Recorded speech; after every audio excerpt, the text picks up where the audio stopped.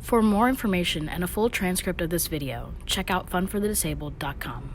When joining us for this video, you need to take some precautions as your health and safety are the most important. To avoid any injury or harm, you need to check your health with your doctor before exercising. By performing any fitness exercises without supervision, like with this video, you are performing them at your own risk. See a fitness professional to give you advice on your exercise form. Strategy for Access Foundation NFP and Darkroom Ballet will not be responsible or liable for any injury or harm you sustain as a result of this video.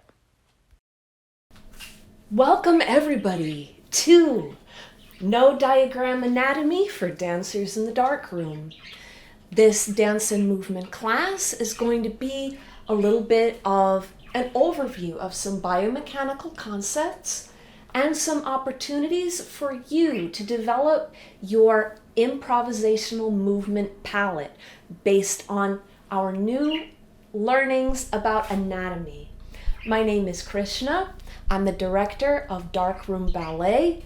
I am a blind ballet dancer and ballet dance educator, and I also have a really considerable background in biomechanics and biomechanical sciences, which is what I'm going to be teaching all of you folks at home today. So this is the Darkroom Ballet Studio, which is my home in Upper Manhattan. This is my kitchen. So as you can imagine, all of us who have had to shelter in place, the kinds of adaptations we've had to make with our homes, this is a real kitchen in a real home where I have my real life, and even though they're covered, you will probably be hearing my real little budgies chirping away in their cage behind me, and it's possible that you might notice a little fluffy gray bunny rabbit hop along the floor to interrupt me at some point. Her name is Flora. She's a young and spunky little bunny rabbit who lives here with me in the kitchen, here at the Darkroom Ballet Studio. And I would also like to point out how my dance floor is set up today. I have a professional dance floor set up in my kitchen studio. It is about 2 meters by 2 meters. That's roughly a little bit more than 6 feet by 6 feet. It is a square. It has a foam subfloor underneath, and it has a smooth marley top. Marley is a plastic substance that a lot of dancers like to dance on because it manages friction and traction. And what you may notice if you're a sighted person is that I have 2 lines of bright orange tape on my floor, and they are arranged in a cross. We have 1 orange line running right to left through the middle, and 1 orange line running from front to back in the middle. And I have situated myself more or less at the intersection of these 2 lines of orange tape. I'm right in the middle. And there's a reason for that. The reason why is because I am going to be talking about the planes of motion today. That is going to be our first topic of examination today. What are the planes of motion? The planes of motion are our 3 dimensions. We are 3-dimensional beings living in a 3-dimensional world. So we have 3 planes of motion on which we can move. And these lines of tape are going to help me to explore those 3 planes of motion. The first plane of motion is called the sagittal plane. Now the sagittal plane, like all 3 planes of motion, can be thought about in 2 ways. One of them is how your body relates to itself, and the other is how your body relates to the space around you. Let's think about how the sagittal plane relates to the space around you first. Imagine yourself in a long, narrow hallway.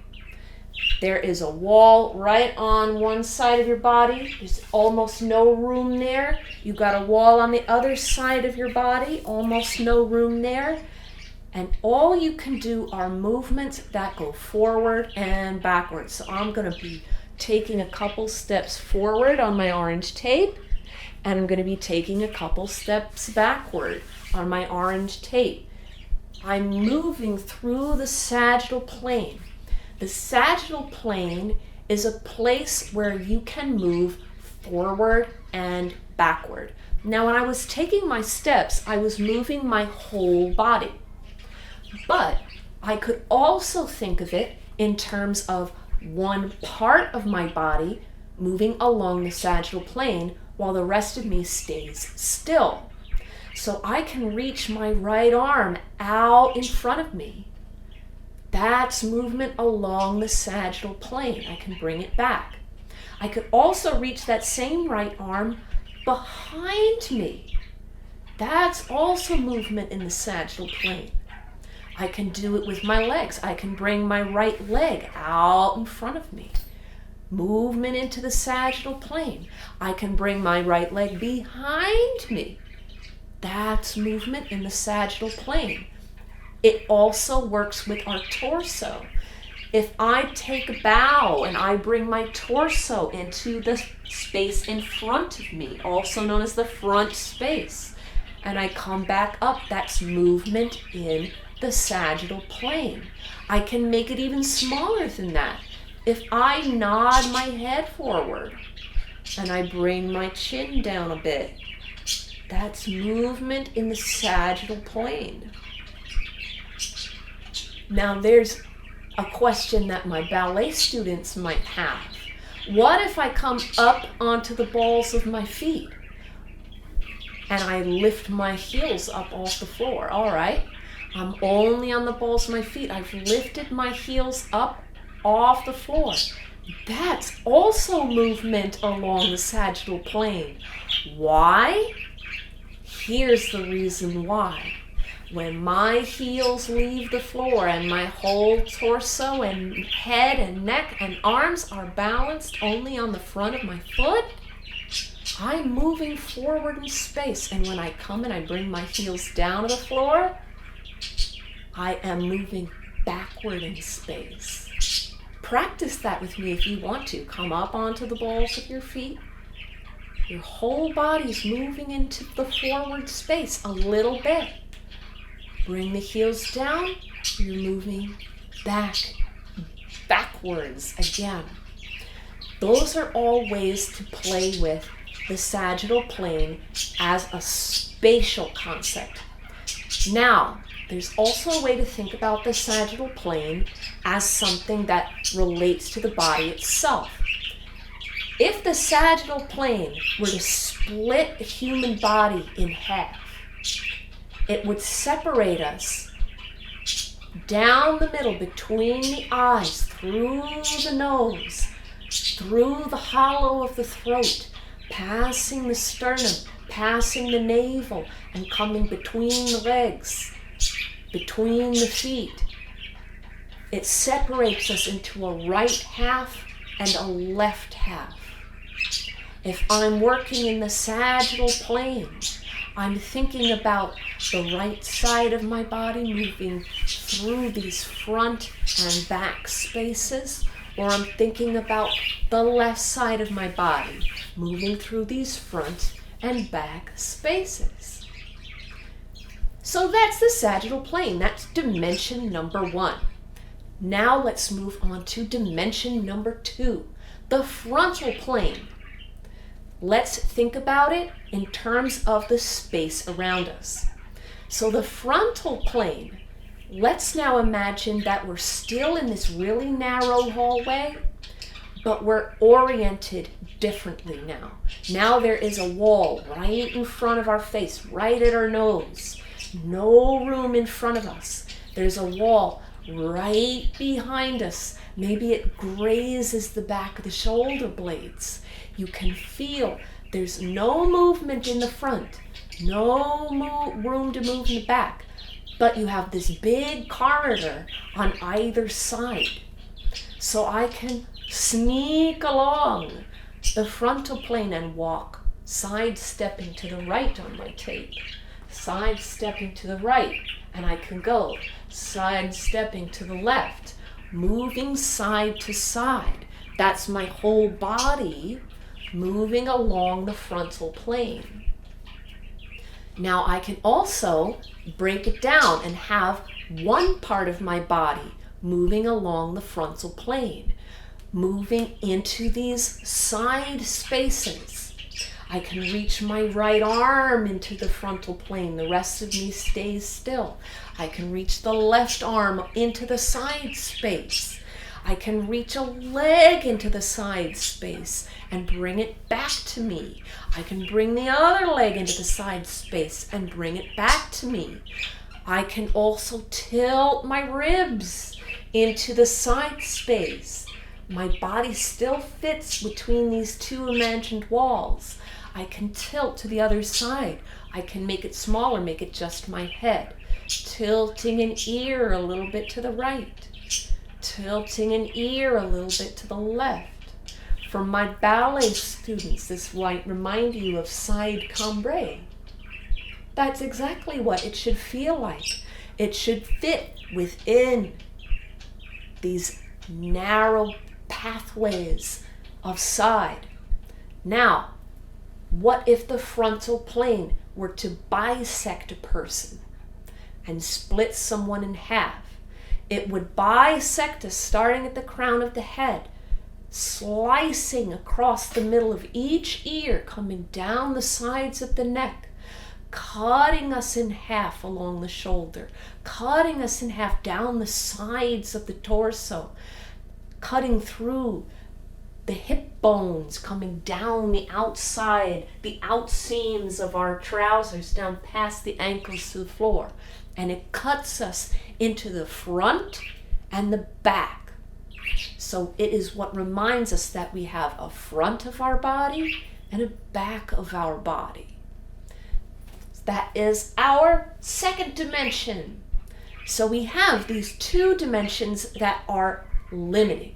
Very limiting. So sagittal plane, I can only move front and back.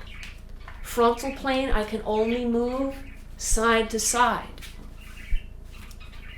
Now we have the plane that makes all things possible, and that's the transverse plane. The transverse plane is also known as the rotational plane. And the rotational plane is where, as you could probably guess, rotation happens. So that's what I'm going to do. I'm here on the middle of my cross-shaped tape, and I'm just going to rotate in place right here in the middle. Rotating my body, facing all different things in the room, facing the camera, facing my clothes dresser, because this is New York City, facing the birdies, facing my stove and my refrigerator and my front door, and then coming back to the camera. That is rotating. That's my whole body rotating. But like all of the other planes, it can also be thought of as one part of the body rotating on its own. So I could rotate at the waist. I can rotate at my waist, but my legs are still. Rotate at my waist, face the door, come back to the middle. Rotate at the waist, facing my husband's archery equipment, come back to the middle. I can do it with just my head. I can look. Rotating right, rotating left. I think in the US we say, okay, this is saying no. Not every country says it that way. But here in the United States, that's what we do. So we can also think about it, and this starts to get things really interesting. We can also rotate certain bones in the socket. I can rotate my upper arm bone, which is also called the humerus bone, in the socket. I can rotate it in there. I can rotate it in and out. I have it rotated in and I have it rotated out, and I can put my hand on that shoulder and feel it rotate in and out. My arm is moving on the transverse plane all by itself. I can do that also with a leg. I can pick up my right foot and bend my right knee, and I can rotate that leg out and rotate it inward. My knee faces the side of the room. My knee faces the other side of the room. There's a certain limitation to how much rotation you can get in those joints, but it is absolutely possible to rotate them on their own. But the transverse plane also includes any movement that kind of breaks your walls. So these little walls that we have, sagittal plane, frontal plane, they're easy to break. Anytime we want to break them, we can, and that means we're playing on the transverse plane. So if I'm going to say, all right, I'm moving my right arm away from me on the frontal plane. It's now parallel to the floor. My palm is facing down, a straight arm reaching to the side. I'm going to break the wall of the frontal plane. I'm going to bring it across me. Reach it all the way into the left front diagonal. That means I've played on the transverse plane. I can do that with my body. If I take a step forward with my right foot and I start reaching my torso forward, but then I bring my left leg inward and rotate it, making a 90-degree sweep along on the floor. I've played in the transverse plane. I can bring it back, and I'm still playing on the transverse plane. Now, you can also mix and match your planes of motion. Let's say I'm going to do something really simple. I'm going to walk in a circle around on my dance floor. I'm walking in a circle. What am I doing? I'm walking in a circle. What am I doing? What plane am I doing?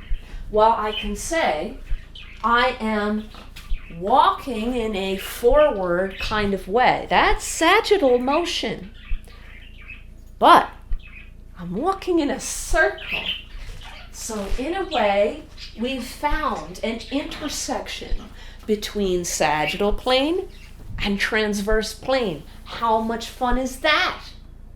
So you can play with including different kinds of movement ideas. Here's your challenge for the next 2 minutes. Think about these 3 planes. Think about ways that you want to move your body. And then we're going to come back and talk a little bit more about moving in the planes. It doesn't matter if you just play for a little bit. It doesn't matter even if you're just playing in your imagination. Just think about these planes of motion and figure out how they might inspire you. So I'm going to let myself be inspired for the next 2 minutes, and then we'll regroup and figure out some interesting ideas, and I'll share with you what I had been thinking about.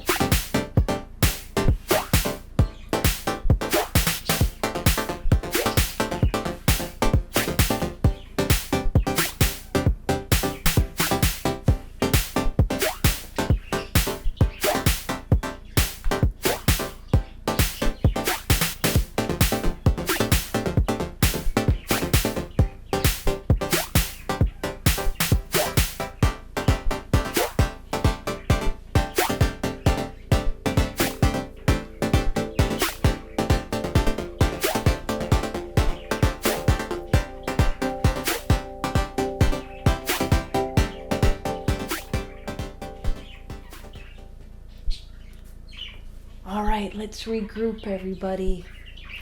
Something that I did not tell you when I started to introduce these concepts of planes of motion is that in biomechanics, when this is still a new and emerging field of science, by the way, when the big fancy scientists came together and decided, okay, we're going to learn how to describe planes of motion, the ways that a person can move in space, they decided, okay, we have to work with the neutral body. What's the neutral body, according to these scientists? The neutral body is a person standing up with their legs touching, with their feet facing forward, and with their arms down and their palms facing in, and they're tall and straight. That's the neutral body. And also, the neutral person exists in an environment that doesn't have any gravity in it.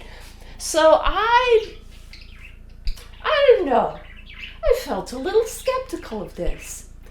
How many people are existing in a world in this specific posture in an environment that has no gravity and also no friction? So I thought to myself, I don't really like this idea of a neutral body. I think that all of us have a different neutral body. A lot of us in blind and visually impaired community, we have a special relationship with our head. What they think is the neutral head position might not be your neutral head position. As someone who's been using a white cane for a really long time, my arm doesn't fall with the palm facing my leg. My arm rotates outward with the palm facing up. That's an adaptation to my life that I live. Also, in case you haven't noticed, not everybody stands. Some people don't stand. Why isn't their neutral position sitting down? In fact, according to these very fancy biomechanical scientists, if someone's in the sitting down position, they're already activating movement in the sagittal plane because their knees are forward. But that, to me, doesn't make any sense. To me, I prefer a looser definition. Your neutral position is your neutral position. And if your body parts move away from you or move toward you or cross any of these lines of movement, that is up to your neutral. If you are a seated dancer, if you are a dancer with different anatomy, if you are a dancer whose head might be screwed on a little differently, I think that that should be your unique starting point.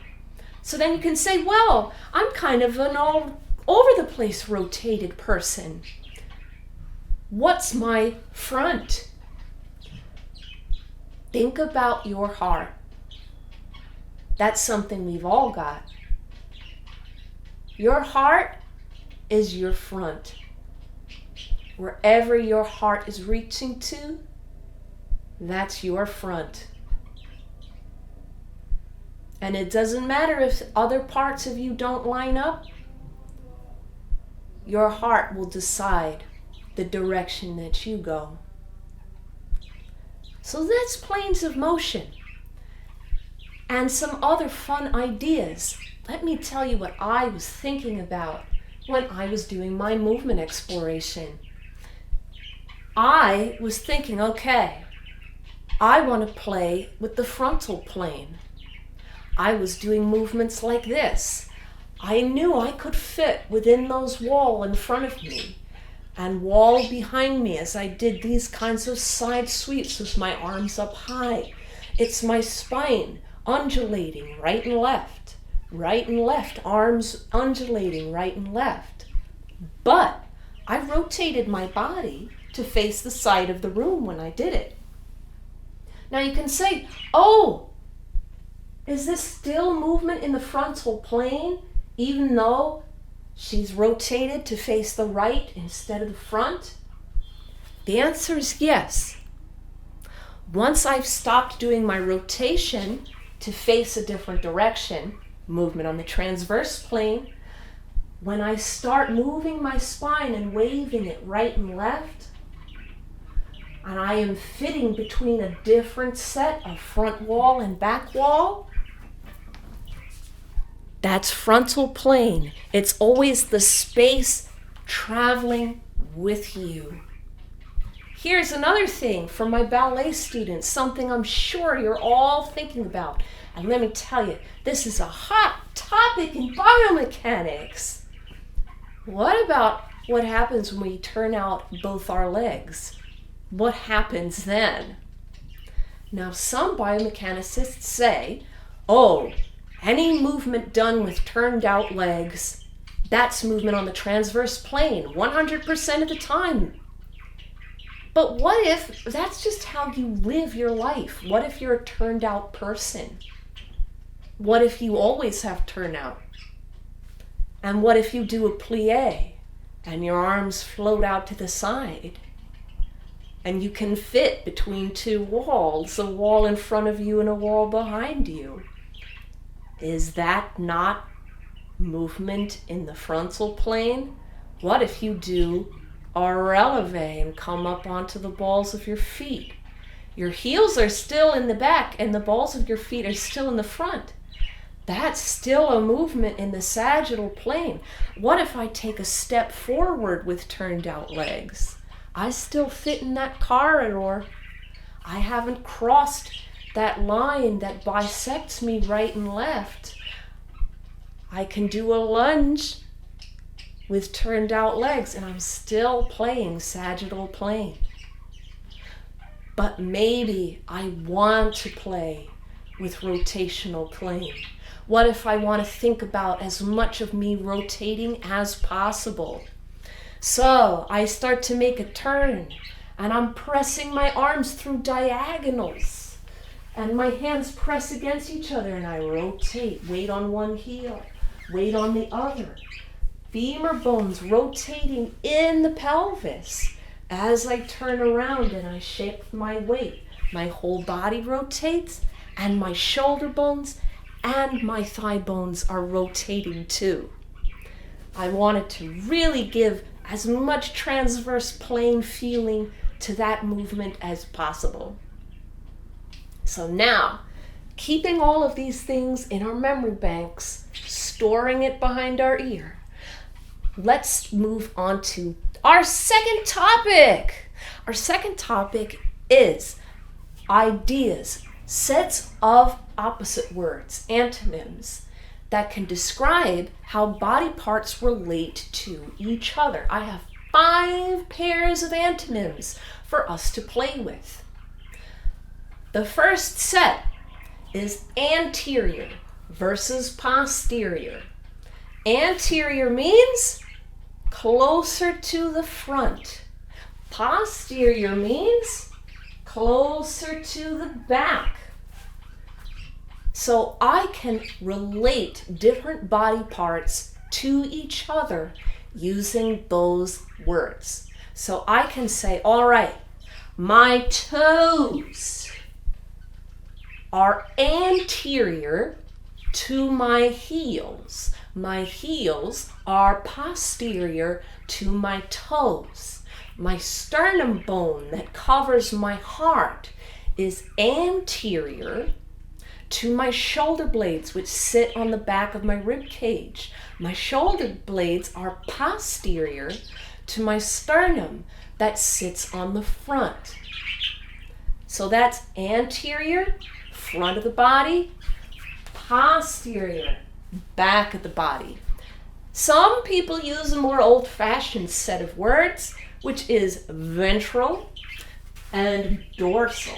But we don't really use those words for people anymore. That's mostly for animals. Although people are kind of animals too. Next set of antonyms. We have medial and lateral. Medial means close to the middle. Lateral means farther away from the middle.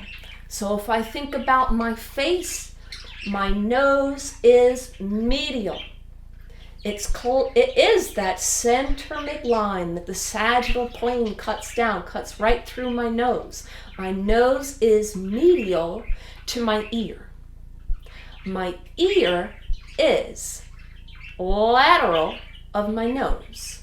My ear is more to the side. Now, if we're talking about our limbs, though, because limbs are more complicated because they move around and do all kinds of strange things. They have their own set of antonyms. For limbs, we have proximal and distal. Because let's say I decide I'm going to hold that arm in the quote-unquote neutral position with my palm facing down. It's a straight arm. What's closer to the midline of my body? It's all kind of equally close to the midline of my body in that position. That's why we need to have a separate set of antonyms. Proximal and distal say, all right, closer to the torso or farther away from the torso. So we have the origin point of our arm. That's our shoulder. That is our proximal point.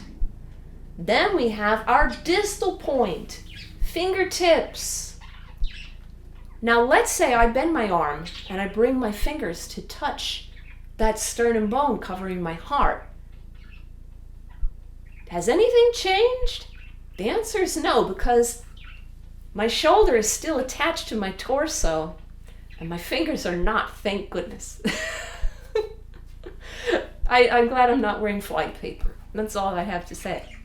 Now, another interesting set of antonyms. Superior and we have inferior. Now, these have other colloquial meanings, but in biomechanics it means superior is anything closer to your head and inferior is anything closer to the feet. Remember, this is a neutral body hovering in space. So there's no ground. So, all right, we have the most superior thing is our head. Our most inferior thing is our feet. But what about everything else? Well, I could say, all right, my chin is superior to my neck. My neck is inferior to my chin. You could say, oh, well, they're right next to each other, but they still have that antonymic relationship. Now there's one more, and this one's really interesting and really fun to think about in really complex ways, and that is superficial and deep. And once again, they have their own colloquial poetic meanings. Superficial means close to the outside of the body. Deep means closer to the inside of the body. So what does that mean? What body parts are we talking about? Skin, that's the most superficial part of the body. Everything else is deep to the skin. The skin is superficial to your muscles, but your muscles are superficial to your bones. Your bones are deep to your muscles. Your heart is deep to your sternum bone, which is deep to your skin. Your skin is superficial to the sternum bone, which is superficial to your heart. Like I said, that's a really fun set of pairings. Once again, time for us to do independent practice. Can you think of a movement that really makes you integrate and think about these 5 relationships: anterior, posterior, superior, inferior. We have lateral and medial, proximal and distal, and we have superficial and deep. Let's play for 2 minutes and then we'll rejoin each other. Have some fun, everybody.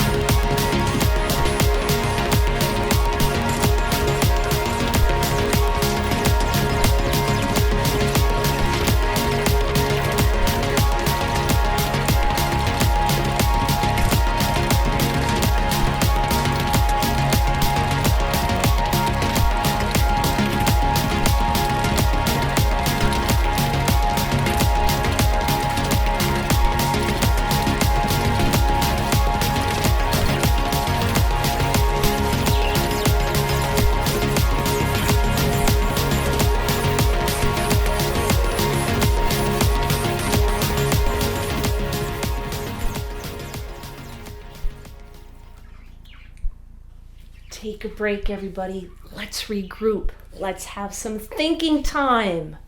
What kinds of relationships did you play with? I played with a lot of those sets of antonyms. There were a lot of things I found really interesting and inspirational as artistic improvisation points. Something I really thought about, because these words really are interesting and almost funny to me: superior and inferior. I was like, wow, I'm a dancer. And I know if I bend forward enough, I can get that head really close to my feet.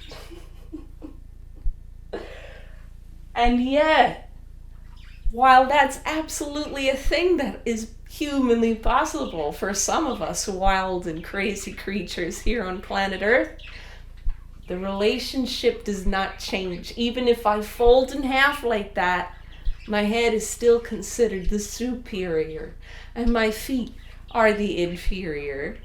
Something else that I wanted to explore right away was superficial and deep. I started to do a contraction. I started to bring my deep abdominal muscles and push my spine into a C shape. I really feel them when I do that. I bring my whole spine into a curve. And I brought my hands to touch the skin right that covers my sternum bone, this superficial light touch. And then as I opened out, I could still feel those muscles deep within, but the skin that I touched is so vibrant. And then this shape really made me start to think about proximal and distal, and how distal can I get these fingers and toes away from their origin points? How distal can I possibly get? That was a lot of frontal plane play, reaching arms and legs far into the side space, really playing with those ways of How distal can I possibly go with those extremities? One more thing to play with today, and that is chains of energy. Planes and Chains is the title of this seminar activity, I don't know. Chains of movement. Now, a kinetic chain is a way to describe where the energy of a movement goes. There's two kinds of kinetic chains. There are open chains and there are closed chains. And it talks about now we're not a neutral body anymore. Now we're not hovering in outer space with no gravity and no friction, standing like a strange, I don't know, statue or a column or something. Now we're allowed to relate to things like air, like surfaces, like the floor, like your furniture, like your walls. Now you get to be you. That's what chain play brings into the mix. A closed chain movement is a movement of a body part that is connected to a surface. So I've got my 2 feet on the floor. They're about hips width apart and they are parallel, and I'm going to do myself a squat. And I'm going to do myself a little squat, and I'm going to bend my knees, and I'm going to come down, and then I'm going to straighten my legs and come up tall again. Of course, I put my arms in the genie granting a wish position with the elbows out the side and the hands holding the forearms, so I can squat down and I can come up again. That is a closed chain movement. My knees bent, my ankles changed their position, and my hips changed their position. I moved at 3 different joints and my feet were attached to the floor. The energy of that squat goes into the floor. And when I straighten up, that energy of that squat is still going into the floor. That's a closed chain movement. Let's say, though, I'm going to pick up one of these feet. I picked up my right foot. It's just in the front space, maybe doing a sagittal plane stroll, about to do that. But instead of doing that, I'm going to bend my knee and bring my foot up. Oh, I change at my hip joint, I change at my knee joint, I even change at my ankle joint. And I straighten that whole leg out. I'm bending that whole leg and I'm straightening that whole leg. Technically, my right leg is doing the same thing it was when I was doing that squat on the floor. But my foot is not attached to the floor anymore, it's in the air. That is an open chain movement. We can do that with our arms too. Let's say we're going to go have nightmares of high school PE and we're going to do a push-up.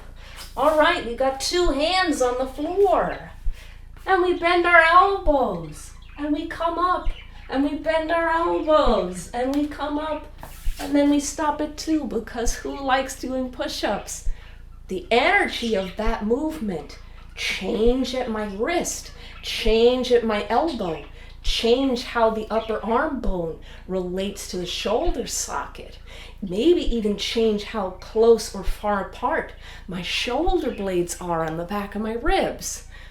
That is a closed chain movement. But what if I take that same movement and I just push my arms into the air? It's the same joints that are changing.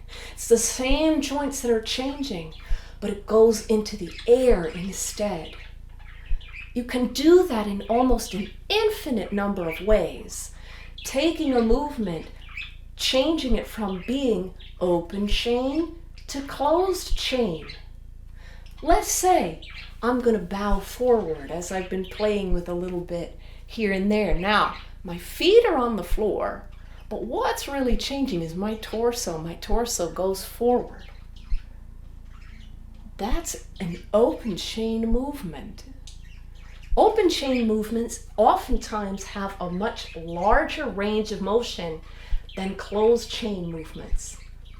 But If I get my arms, my forearms on my clothes dresser, and I get myself into this position where it's like I am a 90-degree angle against my dresser here, and now I'm going to push up.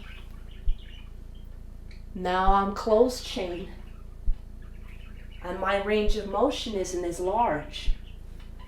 It's limited by how long my limbs are and how long my back is. An open chain movement, it extends beyond yourself. It can suggest movement infinitely into the air, throwing energy far away from you, like a kung fu master gathering flames and throwing them out into the world. Of course, all kinds of combinations can be done. You can be doing a closed chain movement with your legs while you do an open chain movement with your arms. You can do all different kinds of things down on the floor. If I'm doing Navasana boat pose and I'm balanced on my tailbone, my feet can do open chain kinds of things. They can kick up and down the open chain legs, but I can also roll onto my back. That's a closed chain, and roll back up to my tailbone. Roll onto my back, that's a closed chain. Come back up onto my tailbone. One more playtime. Let's do some chain play. Improvise a little bit. Come up with some movement concepts that help bring these chains of motion into your imagination. And we'll regroup in just a minute.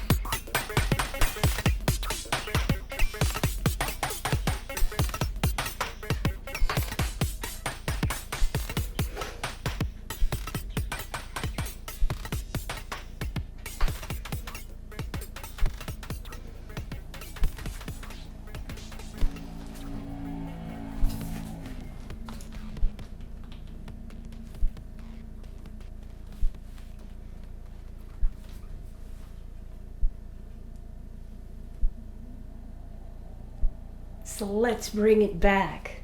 What did you play with? What kinds of ideas did you experiment with?